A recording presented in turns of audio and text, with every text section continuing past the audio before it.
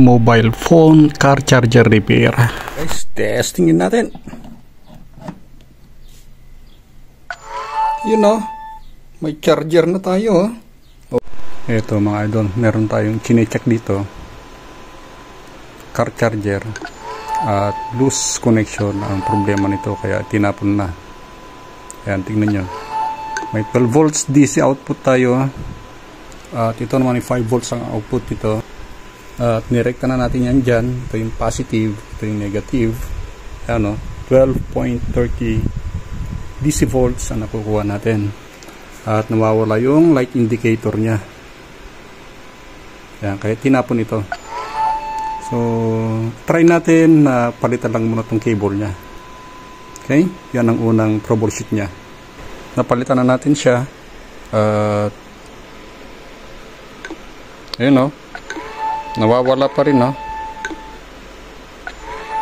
So loose connection siya, bubuksan natin ito, tingnan natin anong naging problema niya.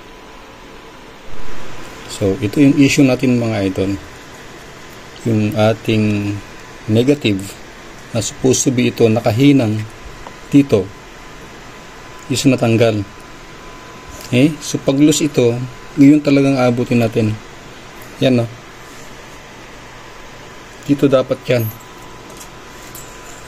Yan, dito siya nakalagay at nakahinang dapat. Okay, dito isang terminal nya at dito naman yung kabila. So i-shoot lang natin ito at ihihinang natin. Hindi dapat natatanggal ito. Yan, intact dapat yan. Kaya kahit malinis ito, kahit anong kaskas gawin natin dito, kaskas ito, kala natin bad contact lang siya, nakita nyo kanina nakarekta na siya. Ito, ihihinang natin yan.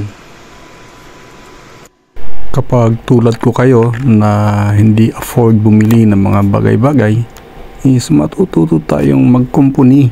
Ito naman ay mga basic lang, either lumubo yung capacitor or loose connection, ganun lang, basta madali, basta buksan nyo at mag voltage checking kayo. Ang mahirap lang pag wala tayong mga tools. Ito guys, firm na siya, so hindi na siya wacky.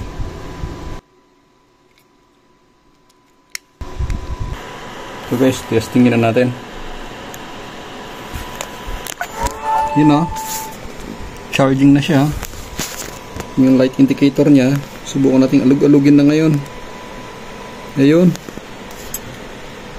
Ayan guys. Hindi na siya bumibitaw. Okay? Unlike kanina na kapag inaalog-alog natin, bumibitaw siya.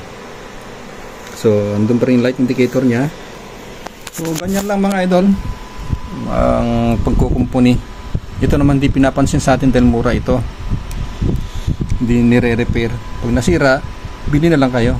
Pero dito dahil 50 bucks ito, $10, kaya lang yung shipping fee 43. So no choice na kundi magkumpuni. Alright guys, testingin natin. Yun o, may charger na tayo. O diba?